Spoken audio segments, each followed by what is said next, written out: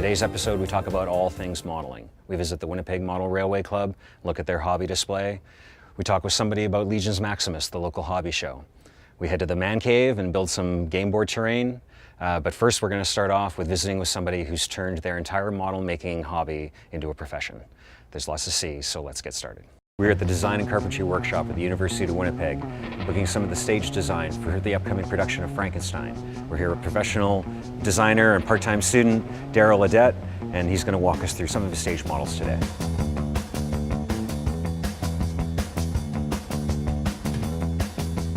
This was a lighting assignment that my lighting professor gave me. He wanted everybody in class to create a mood box. Something like a shoebox with a hole in it and different colors of light coming through to indicate something. And he gave us a ground plan that we could do. So I took the ground plan and I made a mansion out of it. It's basically the story of Judas at the middle of the night realizing what he did and what happened. This is a show that I did for the Fringe Festival a little while ago, and the director wanted a Kensington Village bookstore. I've been building models since I was about 10, the traditional tanks and planes and trains and all that sort of stuff. And then I was fortunate and honored to head to Chicago to meet probably the world's greatest model builder, Shepard Payne. And he became a mentor to me and one of my dearest friends. And just through his knowledge and sharing of techniques and his books, I just started getting into it really heavily. And I really liked it. This is for an upcoming show at the Terra Players of the Irish Association of Manitoba, Kulatuli. That'll be in a couple of months. It is supposed to be a scale representation of the stage, so the actors have a good idea of what they're getting into? Yeah, it gives the director an idea where they can move and the actors can and can't be and where they should go and how to get there and all the movements on stage. It's a three-dimensional version of what you want to envision on the stage and what the director envisions on the stage.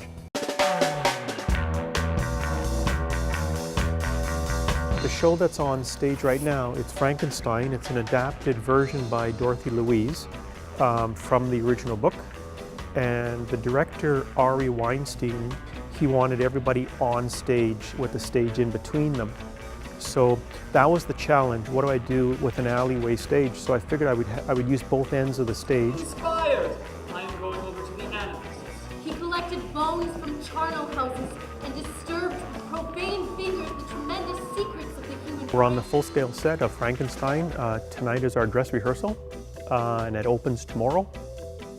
So the carpenters, the props builders, the lighting designer, all the electricians, everybody's been working extremely hard. The predominant feature of the show is the floor-to-ceiling stained glass window. It was the first thing I thought of when I came up with the concept, and then it just morphed into so many different versions, but I wanted it big and I wanted it imposing, and I think it does a bit of that. What's supposed to be happening here? It's basically, in the Gothic period, there's a romantic theme to it. Religion is falling away, science is taking over. It's falling over on the audience, it's weathered, it's deteriorating, it's broken. Everything in the show has a broken feel to it. I must also observe the natural decay of the human body. These platforms are acting areas that literally come apart and go back together. They're furniture pieces and they double as icebergs when they find Frankenstein wandering the ice floats. So everything's got dual and multiple purposes and identities.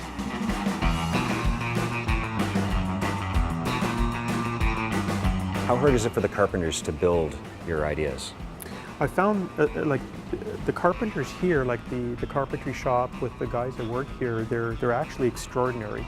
They can take a model or the drawings that I would do, and with hard work and imagination, they've been coming up with stuff that just amazes me. Whence does the principle of life proceed? Predominantly, it's time and money that are some of their major restrictions in getting something fully realized on stage. clumsy, tracing patterns, stitching bits together like a patchwork quilter, like surgery. In this show, there were some other elements like the flying buttress and stuff. There was a bit more of a detail on the top end there, and we just ran out of time. So that can slow you down a little bit, and sometimes you get a hard no when those kind of things come. But yeah, we try to be as accommodating as possible and absolutely meet the designer's vision as closely as possible. It's a great challenge, and I mean, we pulled it off. It looks, we're quite happy with how things have come together. So. Building a model or a three-dimensional small piece is one thing, but actually seeing what you've thought about and created in miniature actually built and realized for people to live in and work in, it's a completely different trip. It's wonderful. This is a dream. A dream. Let me see the sleep on. Let me savor this amazement and delight. Soon I will awaken and you will disappear. Please do not vanish. Legions Maximus is a local hobby show here in Winnipeg. It runs the March 16th, 17th, and 18th. Right now we're going to talk to Jordan, one of the volunteers, about the details.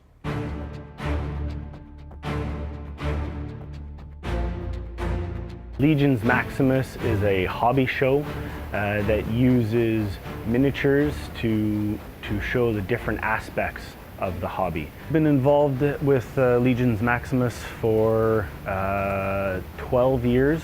Back when it was called Legiacon. I've been running events there almost every year since then. I typically run a Warhammer 40K tournament. This year we're doing something a little bit different. We're doing a more narrative-themed event, but I've also run beginner tables, learn how to play 40K. So Warhammer 40,000 is a tabletop miniatures game that's set loosely in the year 40,000. It's a very science fiction style game where superhumans battle monsters and demons and aliens throughout the entire galaxy. The game plays on a turn-by-turn basis.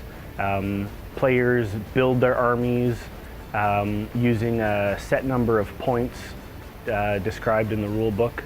And they deploy their armies on a tabletop full of terrain and buildings and other things to hide behind, and it's a strategy-based game where dice is used and measurement. Every unit has its own special rules, and you play the game like that.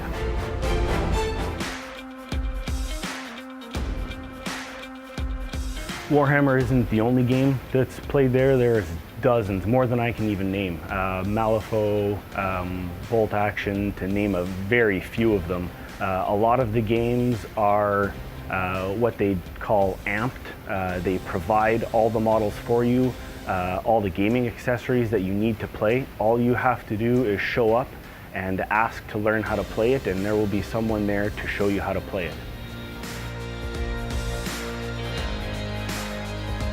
So some of the other events at Legions Maximus are the build, paint, and take stations. You can show up with nothing in your hands and you will be provided with model, paints and brushes, and there will be someone there to show you how to clip out the model, how to assemble it, and how to paint it, giving you tips and tricks on how to paint your model.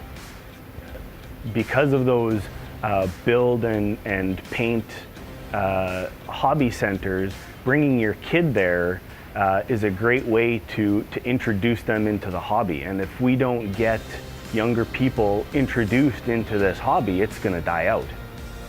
So being able to show a kid how to do something and get them excited into it with a bunch of other people, with having them interact with a bunch of adults, makes them feel more like an adult.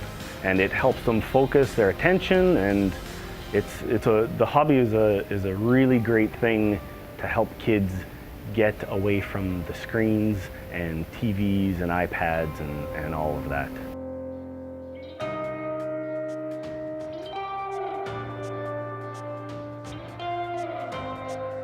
A lot of events like this focus more on the gaming and are not very beginner friendly. You can't, a lot of those bigger events, you can't be a new player and show up and have fun because there's no hobby aspect to it. There's a gaming aspect to it, which for a lot of people is great, but that over-competitive nature can really put new players off. And the events there, like showing people how to play games, I mean, broadens everyone's horizons. You get to see more games and play something that's a little out of your normal repertoire of games. And you can just show up and play whatever.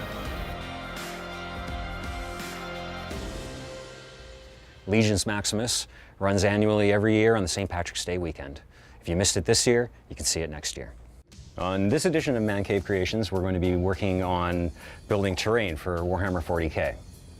We're going to build, in this case, we're going to build a Ferrotonic Furnace, which is this piece here that I finished ahead of time. It's part of this whole unit in here as well, and we'll get to the painting later. But for now, we're just going to focus on the building. Okay, so to start off, we're going to work on building this kit. This is the kit, the Sector Mechanicus Ferrotonic Furnace. It's from Games Workshop. It's a multi-part kit. With any model kit, it's always good to have the instructions and follow the instructions. But for those of you who may not be familiar, this is basically basically just a model kit. It's the same as your model cars, except a little more intricate, and you play on it. So to get started, we're going to clip the base of the furnace off of the sprue. For that, I'm going to need my tools. In this case, a good set of flat side cutters. Flat side cutters, you put the flat edge against the model and snip. If you do it properly, you shouldn't have to file anything off afterwards. It should be a nice smooth cut. So just have it go along whatever surface is going to be first. I like to start on the flat edges. It just makes it easier that way. There are a few spots on curves that they put them into, that they attach the sprue to. It becomes a little trickier, but you just have to do a little bit of cleanup afterwards. Best again, just to put it as flat as you can, snip it off. When it's done, you shouldn't have that many little nicks, but we've got files to take care of that. I'm going to clip the rest of this off of here as well. Same technique.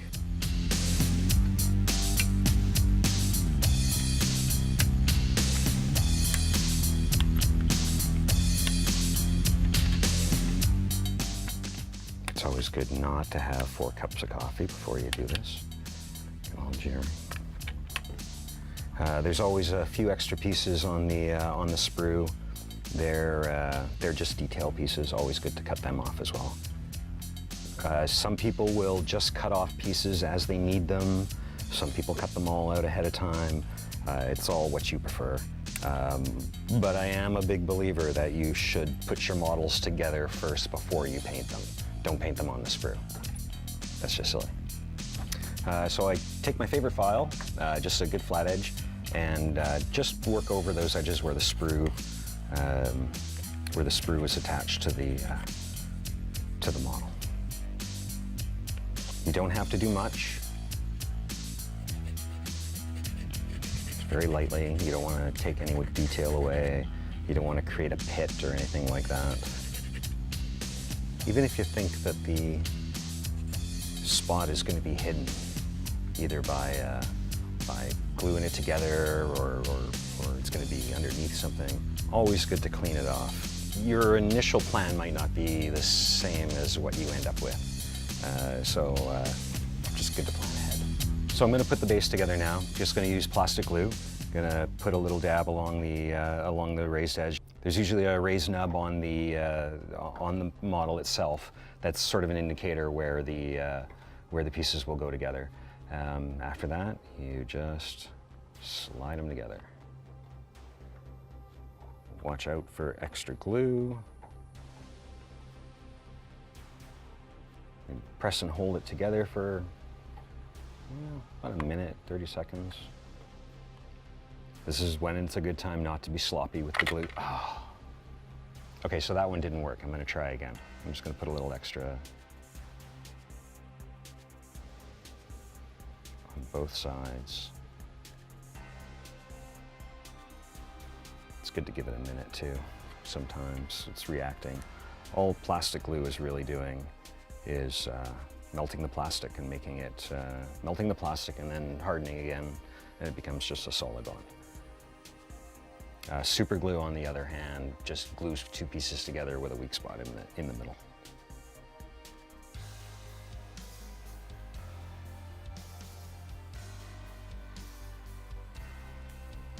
Now, of course, I have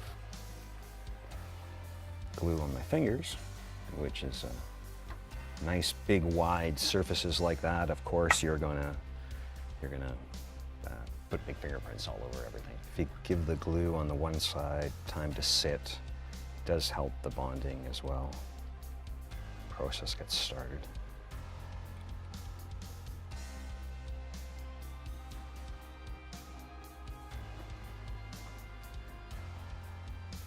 And again, you want it to be as clean as possible.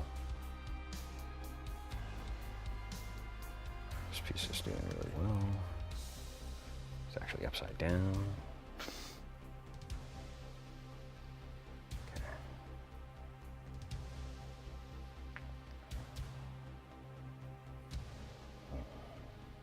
I'm going to glue some of these detail pieces on this hatch. Just put a little dab around. I like to go about halfway around a surface like that, and then when I put the hatch on, there's always a place for it. Just give it a spin all the way around, and you end up, spreading the glue all around and creating a better bond. And then in this case, this hatch opens sideways. You don't want it like off to another direction or, off on a weird angle or anything like that. So just line it up nice and straight. Gonna glue the door on.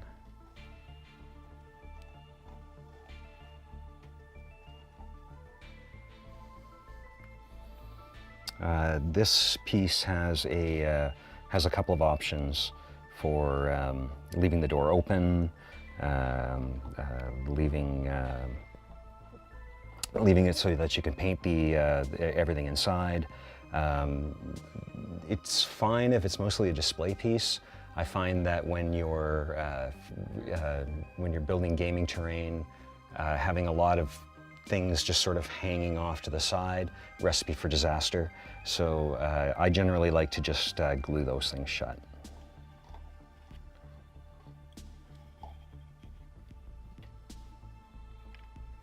Like that. Problem solved.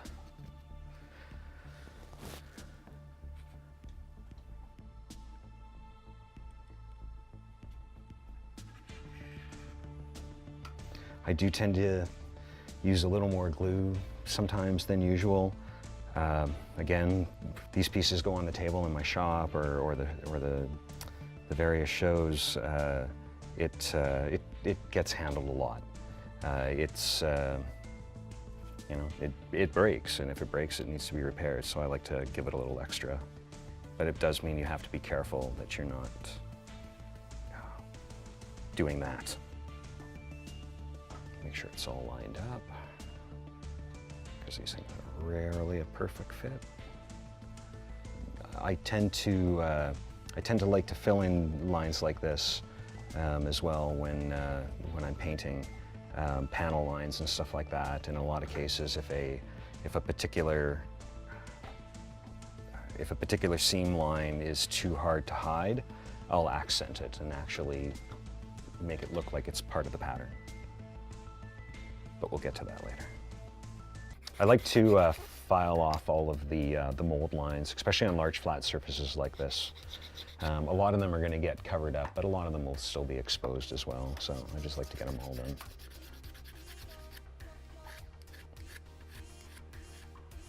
Some people will clean their model. This is called cleaning your models more than anything else. Some people will clean their models after they're built. Some people will do them beforehand. It's personal preference. Sometimes there's just stuff you forget. I look at this one and I'm like, oh, look at that, I forgot that. That part I'm not gonna worry about because I'm gluing that together. Clean off any of the flash points, any extra sprue.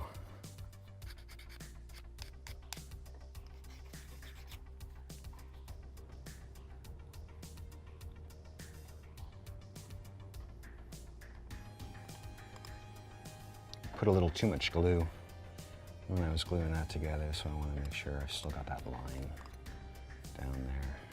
There, so glue this down on top.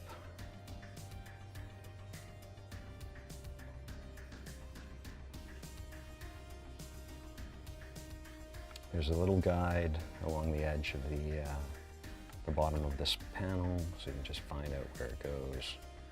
Clip it into place. Come on. There we go.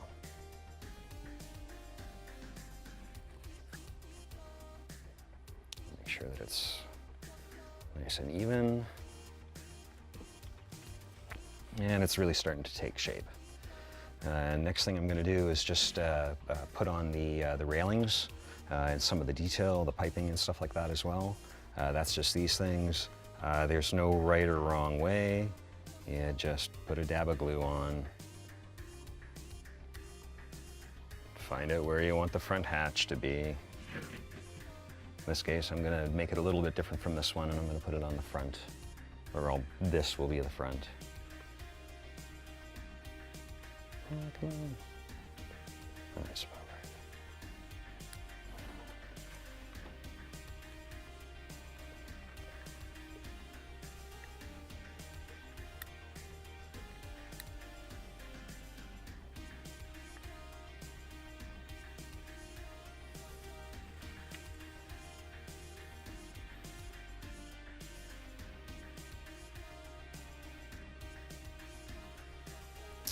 What I'm going to do now is there's some extra detail pieces, little cranes. I'm going to put those on. There's plenty of spots underneath the platform to put them on. Just put them on wherever you want, wherever you feel is best. Although this is a modular set, there are some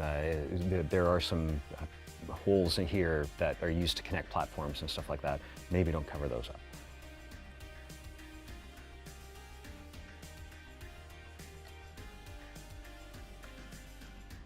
Okay, so that's mostly built. A couple of extra pieces all the time. It's not like your car. It's okay to have a little bit of extra every now and again, but yeah, pretty much this guy just needs to would just need to dry. And then we can start painting. We're at Union Station to talk with the Winnipeg Model Railway Club. They've got a huge display set up here at the local museum. We're gonna go check it out.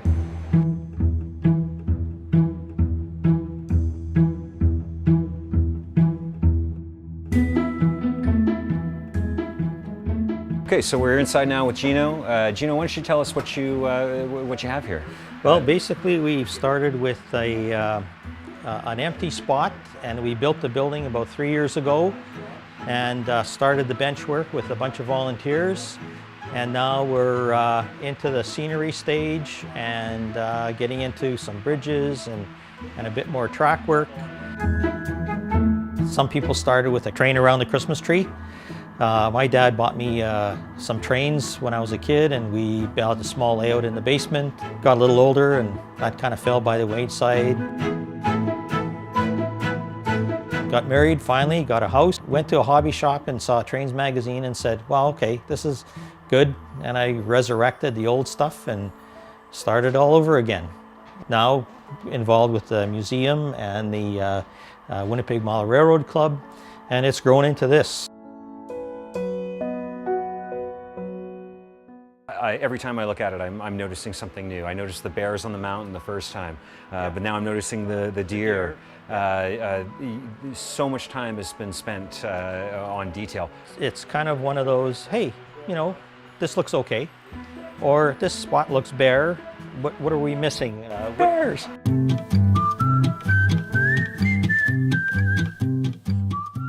I first got started, I kind of had a vision of something I liked.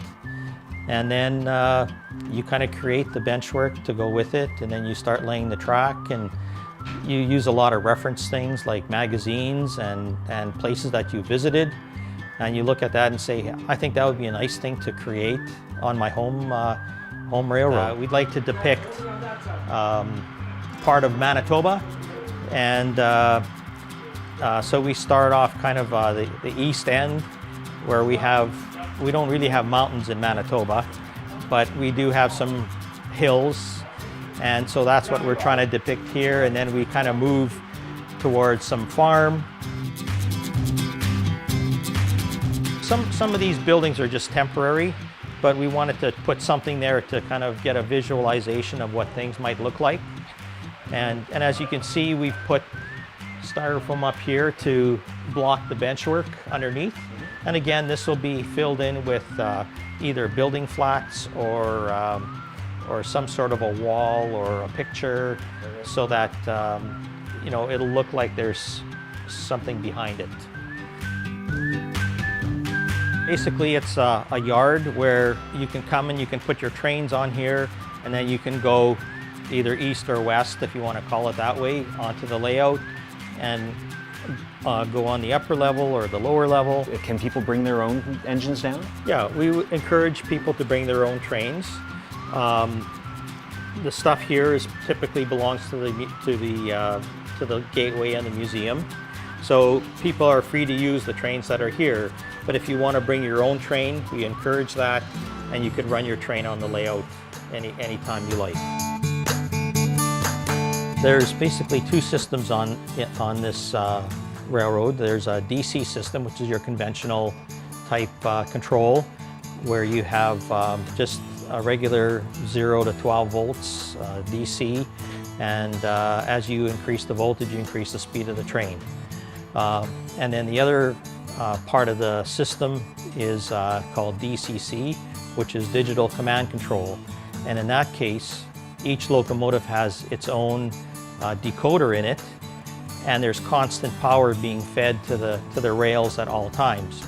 And with your throttle, you basically dial up the locomotive, and it's typically the number of the locomotive.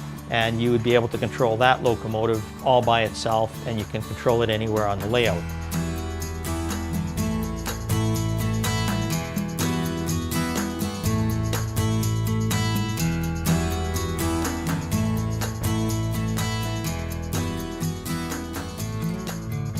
So there's a lot going on here. What kind of materials do you use? Well, we like to keep things light as possible because they're easier to work with, and because typically they don't have any weight to them. We would use insulation, which is great. It's rigid, it holds its shape. We use foam core for some of the roads. Some of these roads are foam core. We also use plaster or a paper mache type material for the roads.